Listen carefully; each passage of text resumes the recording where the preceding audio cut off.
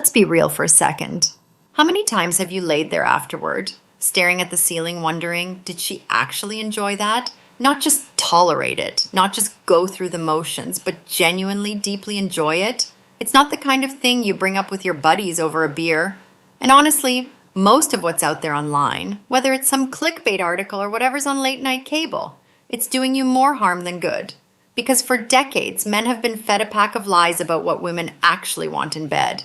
And today, I'm done letting that slide. I'm Dr. Ava Remington, and I've been a practicing urologist for over 20 years. I've sat across from thousands of men in their 50s, 60s, 70s, even their 80s, and almost every single one of them, at some point, has asked me some version of the same question.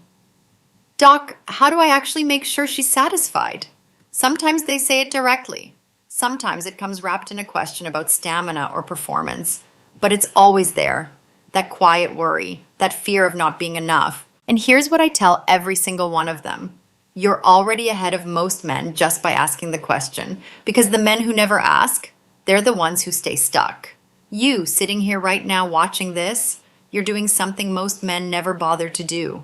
You're learning, and that matters more than you know. So, today, I'm going to walk you through 5 science-backed techniques that will genuinely change the way you approach intimacy.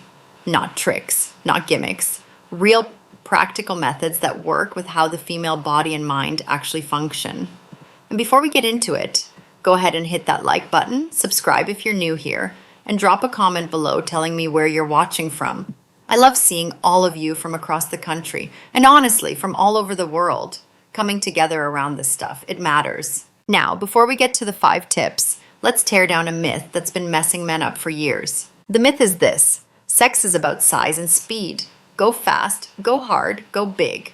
That's the message men absorb from pretty much everywhere. Movies, locker rooms, you name it. But here's what the actual research says.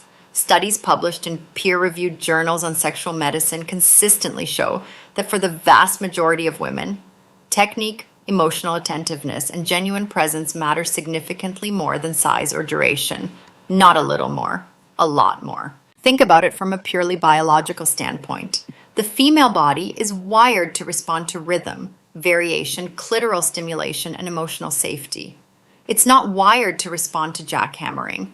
Yet so many good men, genuinely good, caring men, carry this silent anxiety around that they're somehow not enough. And that anxiety, it shows up in the bedroom. It makes you rush. It makes you get stuck in your head. It makes you miss the signals she's sending you left and right. So let's fix that. You don't need to be bigger. You need to be smarter, more present, and more attuned to her body. And that's exactly what these 5 tips are about. Tip number 1, start slow. And I mean slower than you think you need to. Here's what I want you to honestly ask yourself. When things start getting intimate, what's your instinct? For most men, arousal kicks in fast, and the natural urge is to dive in with energy and intensity right away. I get it. But here's the biological reality that nobody talks about enough. The female body simply does not work that way. Women take significantly longer to become fully aroused. That's not an opinion. That's anatomy. The vaginal walls need time to relax and expand. Blood flow needs to build throughout the pelvic region. Natural lubrication increases gradually over time. If you push hard and fast before her body is ready, you're not just missing the mark. You're potentially causing discomfort, even pain. And emotionally, moving too fast can leave her feeling like she's just a means to an end rather than someone you genuinely want to connect with. The fix is patience, real deliberate patience. Think of it like warming up before a workout. And I know you all understand that analogy because your bodies need warm-up time too, especially as we get older. Start with gentle, shallow movement.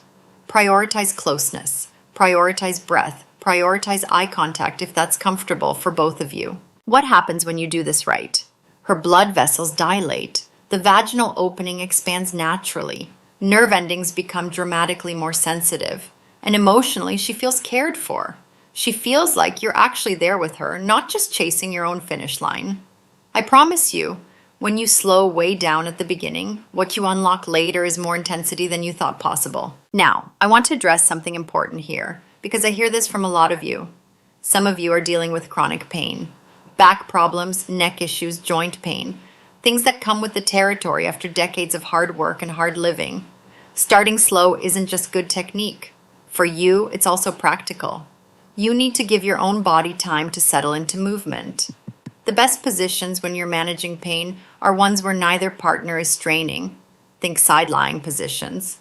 Or positions where your partner is more active and you're providing stability and presence rather than high-effort thrusting. Your value in the bedroom is not measured by how athletic you can be. It's measured by how present and attentive you are. Remember that. Tip number 2, tease her. And this is where a huge number of men leave enormous amounts of pleasure on the table. Teasing is one of the most powerful tools in your toolkit. And I don't mean teasing in some complicated way. I mean deliberately building her arousal and then intentionally pulling back just a little before giving it back. Why does this work? Because sexual pleasure isn't only about stimulation. A massive part of it is about anticipation. When you build her arousal and then ease off for a moment, you are literally programming her nervous system to respond more intensely when the stimulation returns. You're creating a craving. Here's how to actually do this. Find a rhythm that you can clearly see she's enjoying. Her breathing changes, she pulls you closer, her body starts responding more actively.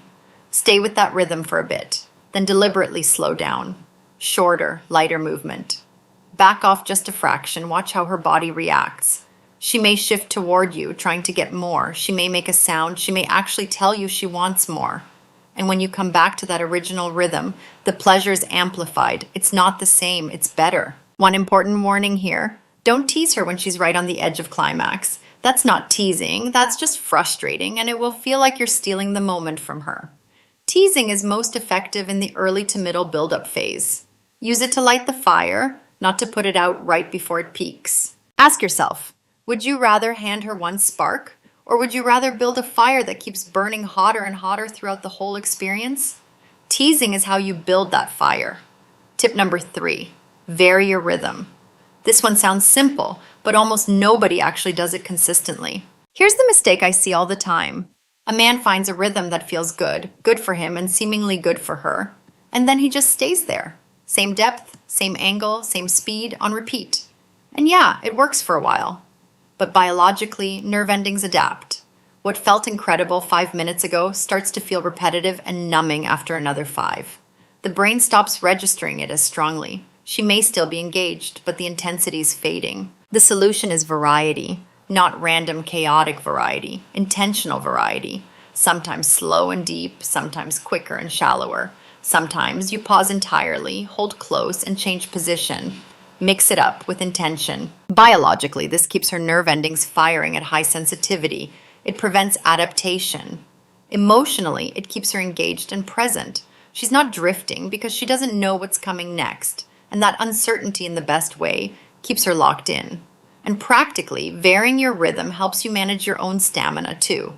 You're not wearing yourself out with one exhausting pattern. You're pacing yourself intelligently. Think of it this way. A great song isn't one chord played over and over. It's dynamics, it's contrast, it's the quiet part that makes the loud part hit harder. Rhythm in the bedroom works the exact same way. Tip number 4, and this is the one I really want you to pay attention to because this is the one most men genuinely don't know. Use grinding, not just thrusting. Most men operate under the assumption that sex is fundamentally an in and out motion, and that more of that motion equals more pleasure for her.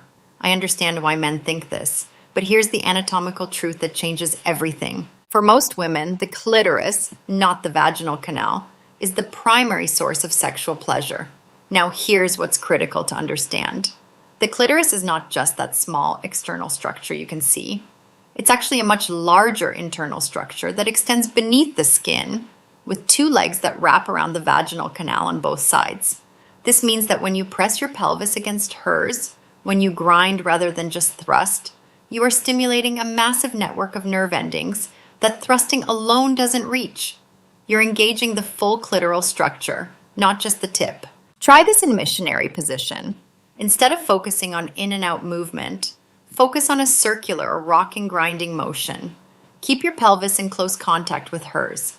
Maintain steady, firm pressure. You can also experiment with this when she's on top. In that position, she has more control to find the angle that works best for her. And your job is to stay present and respond to what she's doing. What happens biologically? You're hitting her most responsive nerve network, the one that's actually wired for her peak pleasure response. Emotionally, the closeness of grinding creates a sense of being enveloped, connected, held, which for most women amplifies the physical experience significantly. And practically, grinding is less physically taxing for you than high-intensity thrusting.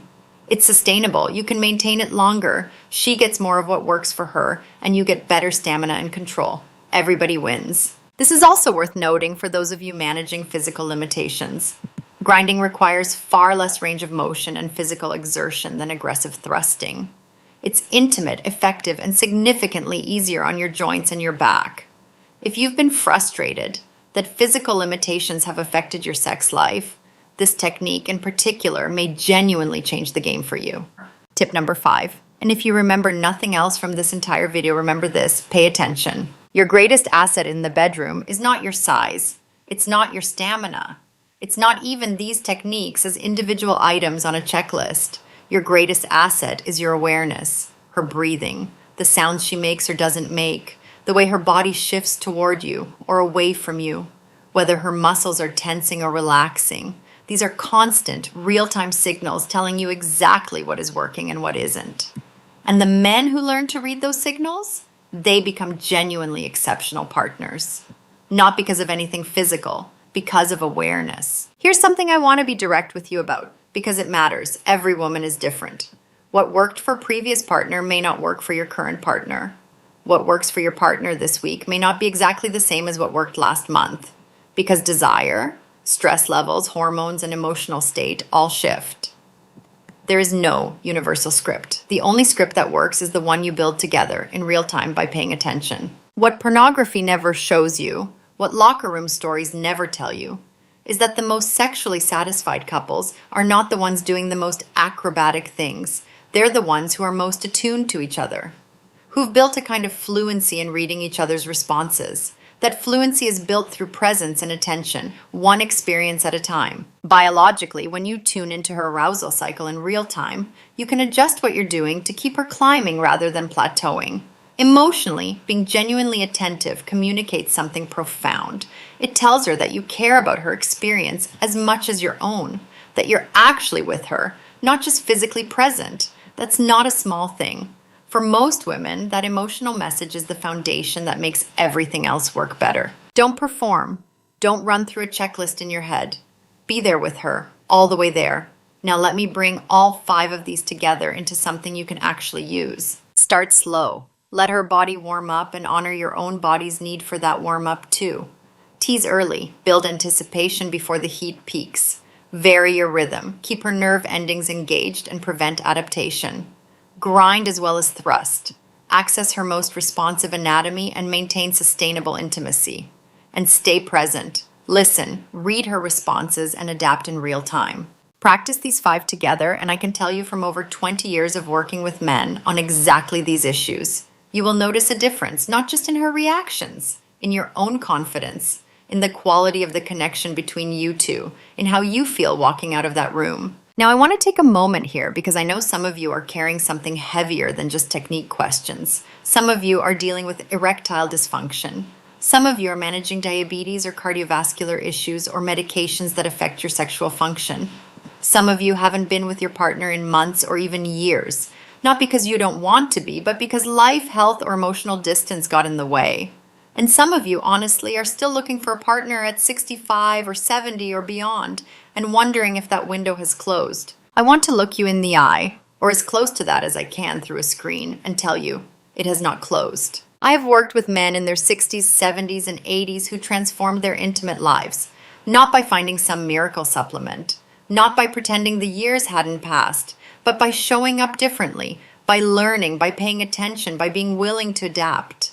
The men who do the work that you're doing right now, sitting here, taking this seriously, those are the men who experience genuine intimacy well into the later decades of their lives. If you're managing a health condition that's affecting your sexual function, please don't just sit with that silently. Talk to your doctor. Ask directly. If your doctor brushes it off or isn't interested in discussing it, and I hear from many of you that this happens, find a different doctor or ask for a referral to a urologist or sexual health specialist. You deserve a provider who takes this seriously because your quality of life, including your intimate life, matters at every age. And for those of you who have female partners over 50 or 60 who are navigating their own changes, hormonal shifts, changes in lubrication, sensitivity changes after menopause, please factor that in. This is a two-way conversation. What she needs may have changed, just as what you need may have changed. Open communication, patience, and a willingness to explore together are worth more than any single technique I can teach you. Let me close with this. Women don't want a performance. They never did. What they want, what creates genuine desire and deep intimacy, is an experience. An experience where they feel safe, seen, and prioritized. When you slow down, when you tease, when you vary your approach, when you grind with intention, and when you are genuinely present and paying attention, you're not just giving her physical pleasure. You're giving her something rarer and more valuable than that. You're giving her your full attention, your genuine care, your presence. And in return, here's what you get: her trust, her desire, her passion. Not because you performed correctly, but because you showed up as someone who gives a damn about her experience. That's not technique. That's character. And character is something that doesn't diminish with age. If anything, it deepens. So the next time you're with your partner, don't ask yourself, am I good enough? Ask yourself, am I listening? Am I here? Am I making this about us, not just about me? If the answer is yes, you're already giving her more than most men ever will. If this was helpful, and I hope it was, please hit the like button. It genuinely helps more people find this content, and this is exactly the kind of conversation more men need to be having. Subscribe to the channel so you don't miss future videos on men's health, intimacy, and everything in between. And drop a comment below. Tell me where you're watching from. Tell me which tip hit closest to home. Or ask me a question. I read them and I use them to decide what to cover next. Your questions matter. I'm Dr. Ava Remington. Take care of your health, your body, and the people you love because you deserve all of it. I'll see you in the next one.